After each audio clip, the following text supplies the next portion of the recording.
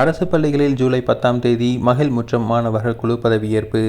மாவட்ட முதன்மை கல்வி அலுவலருக்கு பள்ளி கல்வித்துறை இயக்குநரகம் அனுப்பியுள்ள சுற்றறிக்கையில், அரசு பள்ளி மாணவர்களிடம் தலைமை பண்பை வளர்க்கும் வகையில் மகிழ்முற்றம் திட்டத்தின் கீழ் குறிஞ்சி, முல்லை, மருதம், நெய்தல், பாலை எனும் பெயரில் 5 மாணவர்கள் குழுக்கள் அமைத்து தலைவர், அமைச்சர்கள் தேர்வு செய்யப்படுவார்கள் என தெரிவிக்கப்பட்டுள்ளது.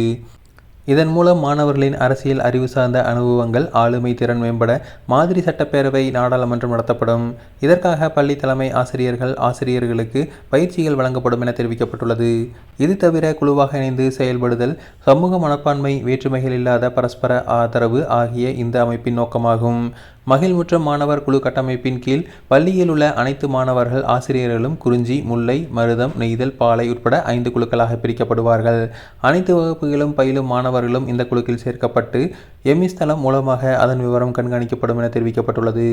அந்த வகையில் நடப்பு 2025-26ஆம் கல்வியாண்டுக்கான மகிழ்முற்றம் மாணவர் குழுவின் செயல்பாடுகளை முறையாக செயல்படுத்த வேண்டும். ஜூன் 30ஆம் தேதிக்குள் குழு ஒதுக்கீட்டை முடித்து ஜூலை 1ஆம் தேதிக்குள் குழு அமைப்பின் தலைவர், மகிழ்முற்றம் ஆசிரியர் ஒருங்கிணைப்பாளர், குழு பொறுப்பாசிரியர், மாணவர் குழு தலைவர் அதாவது ஹவுஸ் கேப்டன் ஆகியோரை தேர்வு செய்ய வேண்டும்.